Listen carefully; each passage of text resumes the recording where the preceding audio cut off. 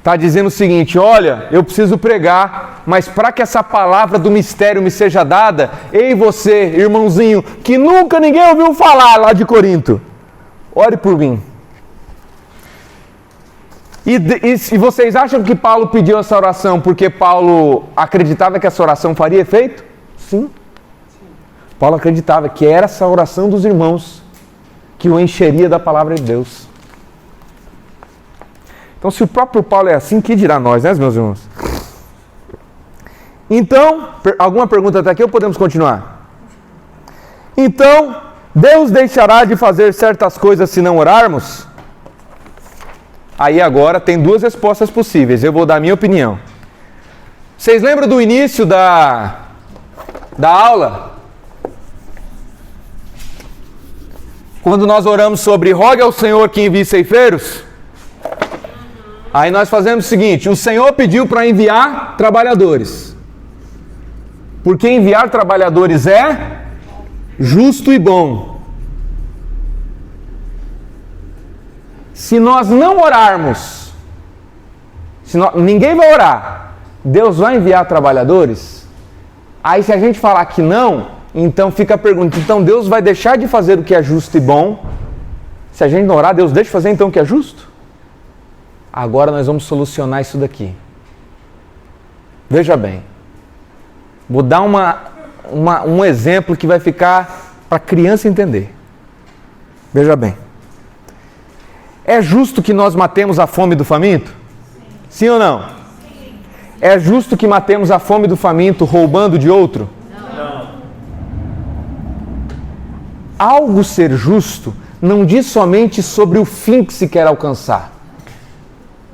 Algo é justo também no meio que se alcança. Deus considerou que o fim que se quer alcançar, o quê? Ter trabalhadores na obra. Deus quer fazer isso. Mas Deus quer fazer isso de qualquer jeito? Não. Deus quis fazer isso através da oração. Então, Deus considerou justo fazer isso por meio da oração. Então, se é justo fazer isso por meio da oração, fazer isso sem a oração é o quê? Injusto. Então, sim, Deus não fará determinadas coisas se não orarmos, mas Deus não deixa de fazer o que é justo. Por quê? Porque o que é justo é fazer por meio da oração. Se Deus fazer sem o que Ele mesmo determinou que é justo, eu vou enviar ceifeiros por meio da oração. Se Deus agora falar assim, não, eu vou enviar ceifeiros agora sem eles precisarem orar, Deus deixa de fazer o que Ele determinou que é justo, passa a fazer o que é justo. Então, quando a gente não ora, sabe o que é justo da parte de Deus? Não enviar ceifeiros. Deu para entender? Ou ficou confuso? Se ficou confuso, eu repito. Deu para entender? Se não digam, pessoal, que eu repito de uma outra forma. Hã?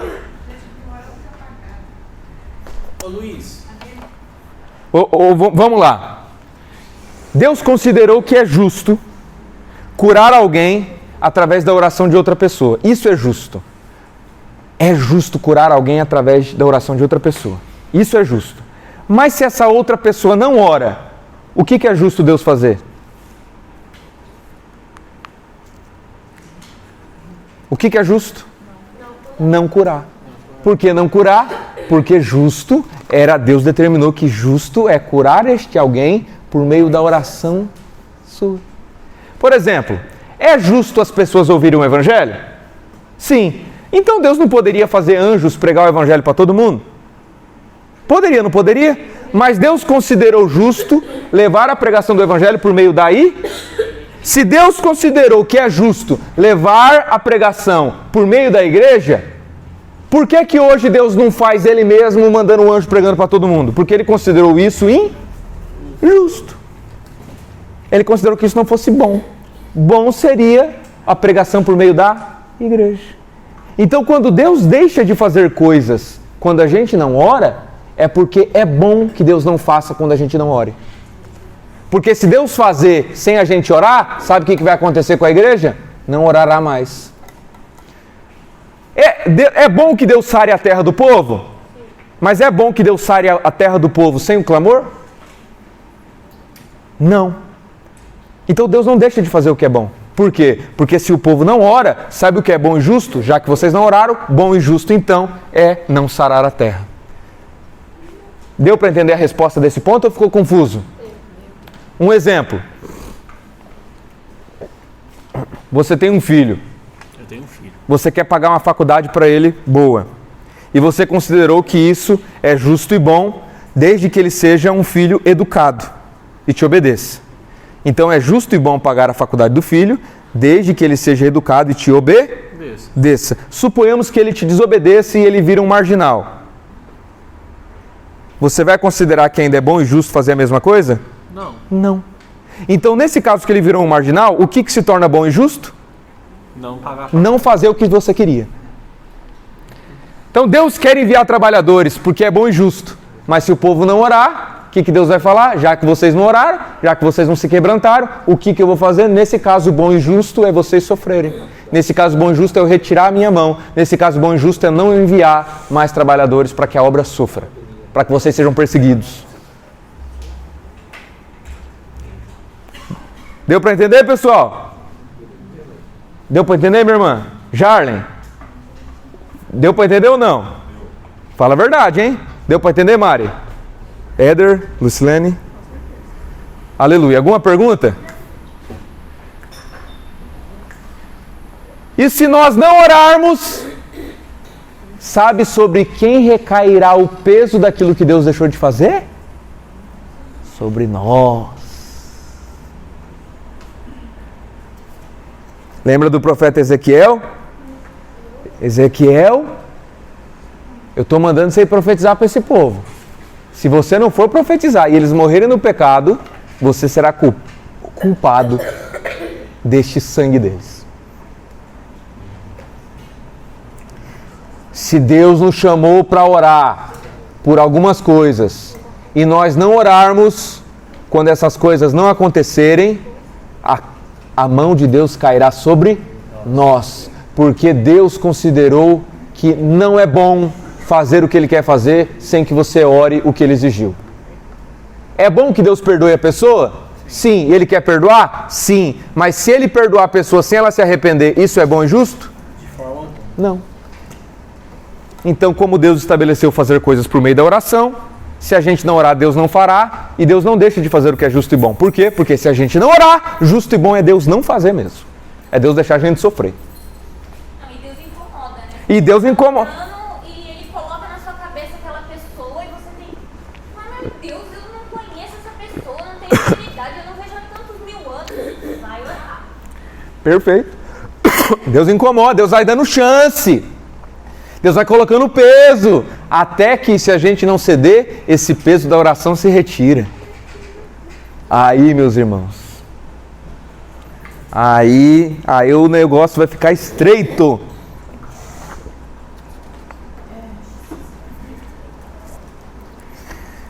Nenhuma pergunta mais? Eu ia falar mais alguma coisa e fugiu da minha mente aqui agora.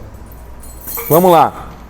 Luiz, mas se a vontade de Deus não muda, como explicar o texto de Ezequias? Não é verdade? O texto de Ezequias é simples. Quem lembra da distinção aqui entre vontade antecedente e consequente que aprendemos na aula passada? Eu. O que é a vontade antecedente? Vou simplificar, porque na aula passada nós tivemos tempo. Suponhamos que você tem um filho aqui. A vontade antecedente é que o seu filho vá bem em todas as áreas da vida e seja feliz e etc. Você quer o máximo bem dele. Mas seu filho xingou tua esposa com um palavrão. Aí você vai corrigir ele. Corrigir não era o que você queria anteriormente. Corrigir é o que você vai querer pela consequência do erro dele. Então a vontade antecedente é o querer de fato, a vontade consequente é a consequência do erro do indivíduo. Deu para entender até aqui? Vamos lá. Por que a oração de Ezequias não mudou a vontade de Deus? Primeiro ponto. Sempre foi a vontade de Deus a vida longa de Ezequias. Mas como Ezequias estava em pecado, a vontade consequente, já que você está em pecado, você vai morrer. A oração de Ezequias não muda a vontade de Deus. A oração de Ezequias mudou o Ezequias. Então Ezequias se arrependeu e voltou para o que Deus sempre quis. Vida longa de Ezequias. Simples. Um exemplo. Suponhamos que você tem uma filha, minha irmã. Suponhamos que você compra uma caminhonetona top. E a sua filha começa a estudar e quer ir com a caminhonete. E você tem, não, eu quero, minha filha, que você, tudo que a gente tem é seu, vai com a caminhonete. Só que aí você descobre que ela estava dando um cavalinho de pau na rua com a caminhonete. Aí você toma a caminhonete dela. Tomar a caminhonete dela era o que você queria de fato? Não. Você queria de fato é que ela tivesse a caminhonete. Mas você tomou porque você queria de fato ou por culpa dela mesma? É igual a Ezequias. Deus falou que ele ia morrer, não porque Deus queria de fato. Deus falou que ele ia morrer por culpa do próprio Ezequias. Mas suponhamos que ela se arrependa, ela diz, mãe, eu me arrependi genuinamente, eu vou mudar e etc. Aí você devolve a caminhonete para ela. Ela mudou a sua vontade? Não, porque era o que você sempre queria. A única coisa que ela fez é que ela atendeu às condições para que a sua vontade seja feita. Mas sempre foi a tua vontade. Mas qual era a condição? De que ela fosse uma moça certinha, que ela não fosse fazer arte na rua, que ela se arrependesse do que fez. Ela atendeu essas condições, então ela recebeu o que já era a sua vontade. Igual a Ezequias. A oração de Ezequias não muda a vontade de Deus. A oração de Ezequias transforma o coração dele e ele atende às condições de Deus para que a vontade de Deus fosse feita sobre ele. E aí, alguém acha que é insuficiente essa resposta sobre Ezequias? Um exemplo. Antes de Ezequias nascer, Deus já sabia que Deus ia dar vida longa para ele? Deus já sabia que Deus faria aquilo? Alguém forçou Deus a dar vida longa para ele? Então quem que escolheu isso? Deus.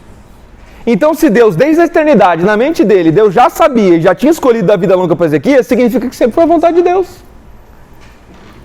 A profecia de morte só veio pelo Ezequias se afastar. Pode falar, meu irmão. Luiz, mas eu ouvi uma pregação que falava assim que quando Deus falou para Ezequias consertar a sua casa, não foi consertar a vida dele, porque fala que ele era um homem justo e fiel a Deus. É que ele se perde, né?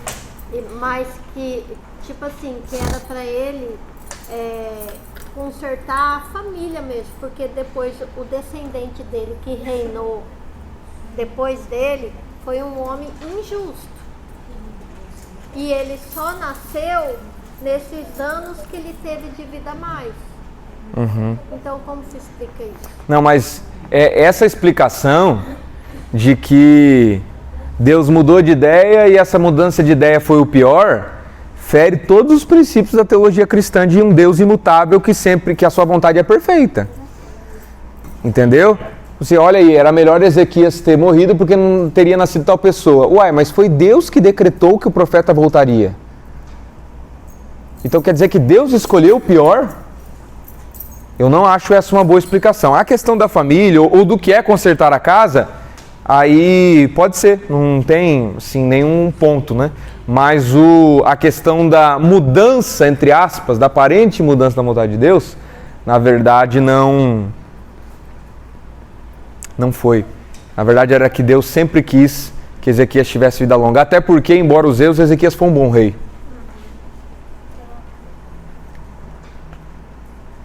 Exemplo disso, o próprio texto diz, só não teve mais milagres naquela cidade porque o povo não teve fé. Ou seja, tem certas coisas que Deus vai fazer, não porque a gente vai causar essa vontade em Deus, mas porque nós precisamos atender às condições. Quando Deus retira esse milagre, Deus não faz esse milagre, não é porque a vontade de Deus mudou. Deus sempre quis um milagre. É porque o povo não atende as condições. Então Ezequias, nesse momento, ele passa a atender às condições que o Senhor tinha. Então a vontade de Deus jamais mudou. Essa parte do arrependimento divino eu vou pular, que senão vai demorar. Se a vontade de Deus não muda, por que é uma mudança de Antigo Testamento para Novo Testamento? No Antigo Testamento Deus dá a lei. No Novo Testamento Deus dá a graça. Então Deus mudou. Hã? Não entendi, minha irmã? Mas, por exemplo, Num determinado momento, Deus manda que o leproso seja tirado da cidade. No outro momento, Deus toca no leproso. Por que Deus está agindo diferente? Deus mudou? Não, Deus mudou. Foi isso aí que você explicou já pra gente.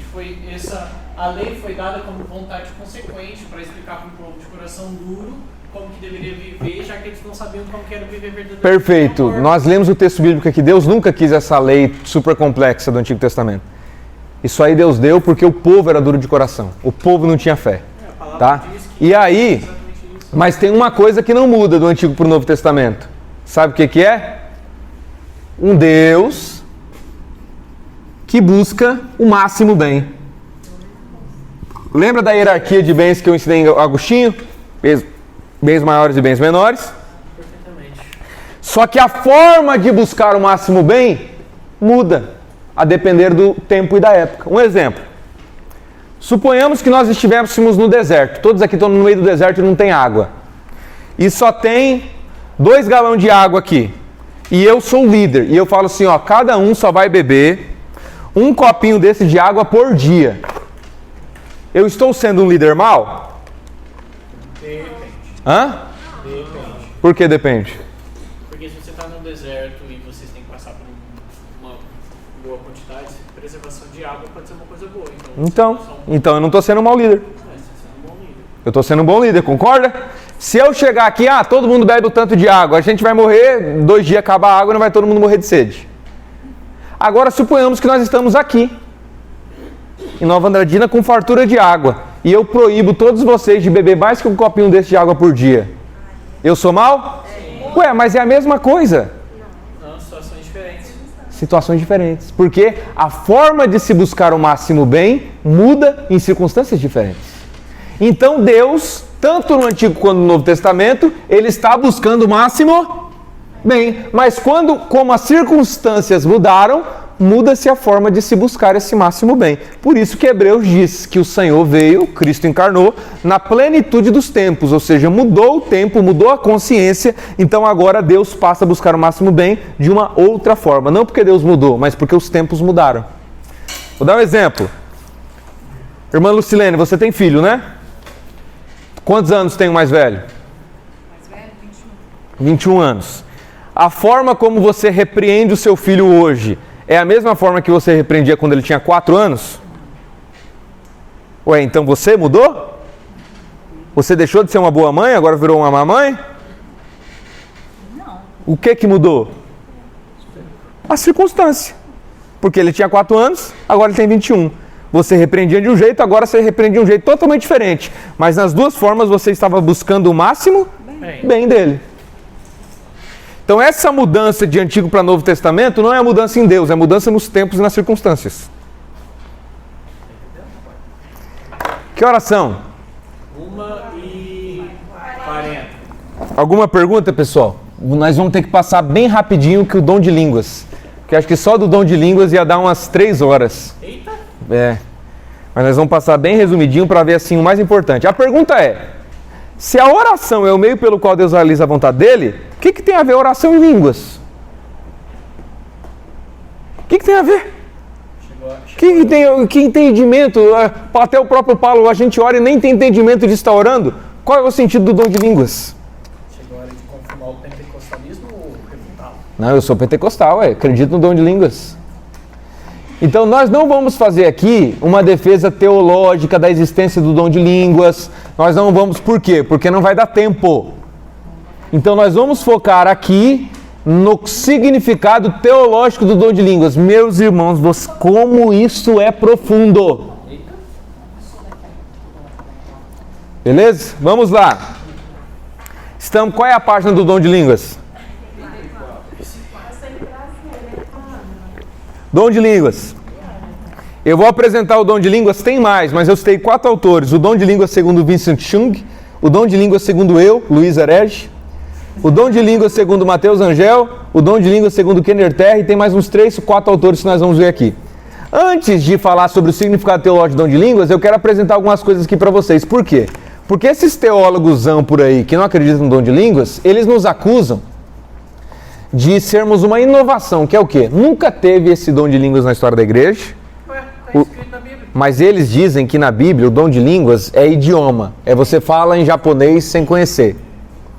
E o dom de línguas que os pentecostais creem, eles não são idiomas. Eles são línguas ininteligíveis. Não é idioma.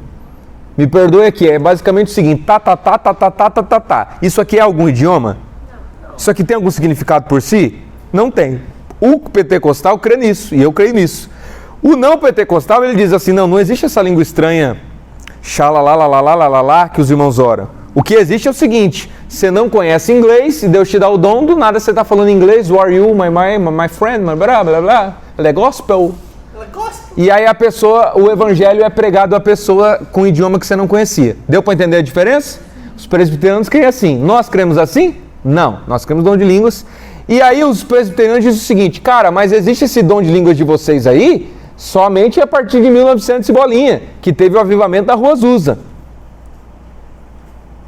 100 e poucos anos para trás aí, que tem esse dom. Nunca teve na história da igreja. Na história da igreja, o dom de língua sempre foi falar idiomas. Falar japonês, falar alemão, e agora vocês estão falando essas línguas? E aí, como é que a gente prova para eles que eles estão errados? Rapaz, eu sou presbiteriano, então vamos ver se eu quero pentecostal hoje. Nós vamos ler referências históricas que provam, mas pessoal, isso aqui tem centenas, eu separei só um pouquinho, que provam, de forma assim, cabal, que os dons de línguas como nós conhecemos foi manifesto em toda a história da igreja. Qual página nós estamos? 34, último parágrafo. Olha o que está escrito. Agostinho também fala sobre um fenômeno ao qual ele chamou de jubilação, que é muito similar ao que os pentecostais carismáticos, está escrito aí, de hoje chamam de cantar no Espírito. Ou seja, cantar em outras. De acordo com Agostinho, a pessoa começa a jubilar quando sua boca já não é mais capaz de expressar com palavras aquilo que o coração está cantando. A pessoa continua a emitir sons, mas os sons são desarticulados, porque seu coração está proferindo aquilo que a pessoa não pode falar em palavras.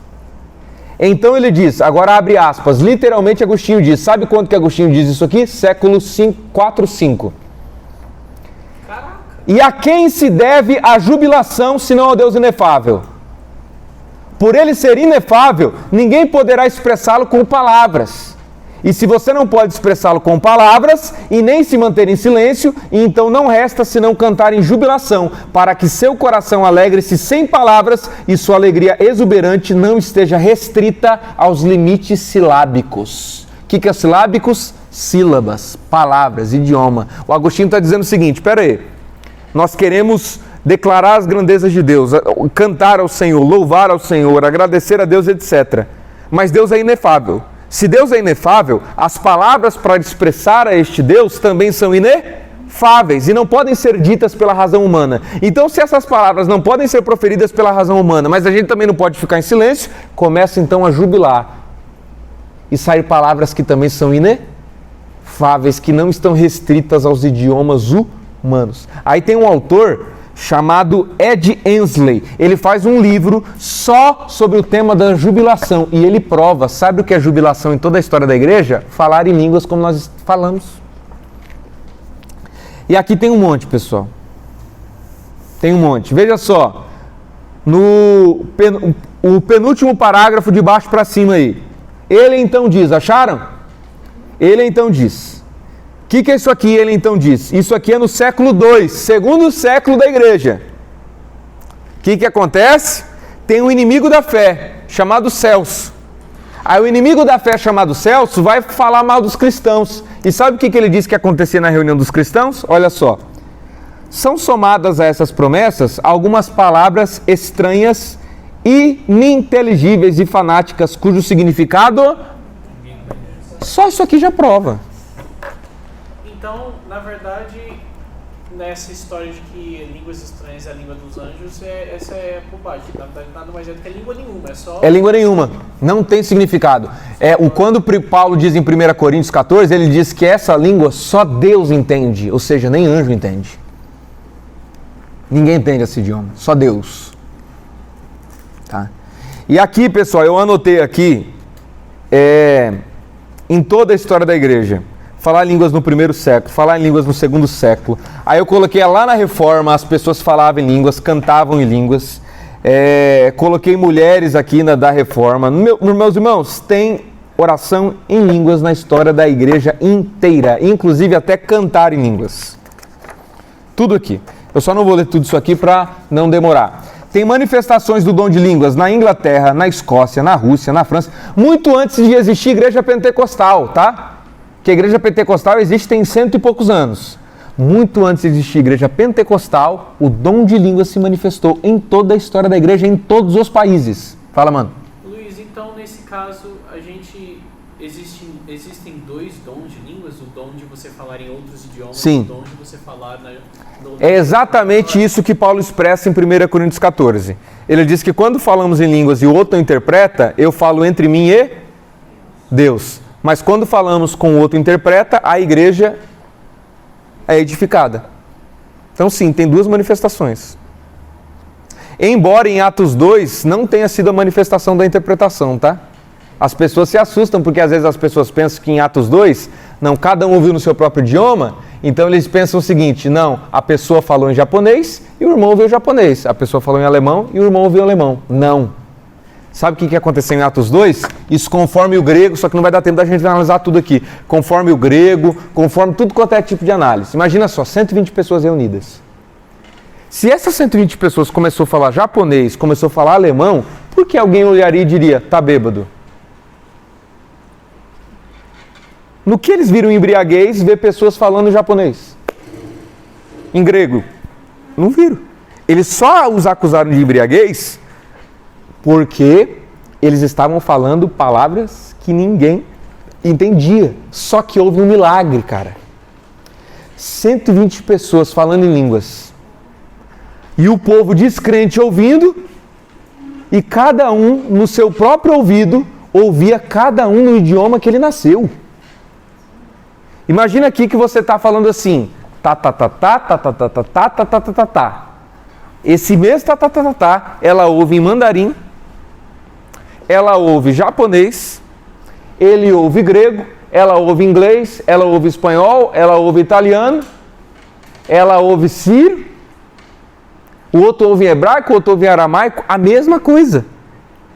O grande milagre ali reside não em eles falarem em outros idiomas, porque eles falam língua estranha. O grande milagre aqui reside no ouvido, isso que assustou eles, porque eles viram um monte de povo falando um monte de coisa, pensaram que estava bêbado, mas milagrosamente cada um ouvia no seu próprio idioma. Então como é que eles falam que estava bêbado? Exatamente, porque o Senhor, para que eles soubessem que era um milagre, a razão humana deles precisava ver que eles estavam falando coisas que pareciam não ter sentido, mas milagrosamente eles conseguiram entender tudo, cada um no seu idioma. É um milagre. Faz sentido muito, eu não tinha pensado nessa forma que você está falando. 120 pessoas falando o mesmo idioma, todo mundo junto, ninguém entende. Ninguém entende nada. Exatamente. Isso é um ponto que um teólogo brasileiro apresenta, chamado César Moisés, no livro Teologia Sistemática e Carismática. São mais de 2.000 páginas. E ele diz exatamente isso. Pessoal, se nós temos 120 pessoas falando em português junto na mesma sala, alguém vai entender alguma coisa? Imagina 120 pessoas, um falando grego, outro hebraico, outro aramaico, outro japonês, ninguém entender nada. Então o que acontece aqui é que estava um júbilo, as pessoas cantando das grandezas de Deus em línguas, sem significado. Falando em línguas, as línguas dos pentecostais. E o povo lá ouvindo, cara, como que pode?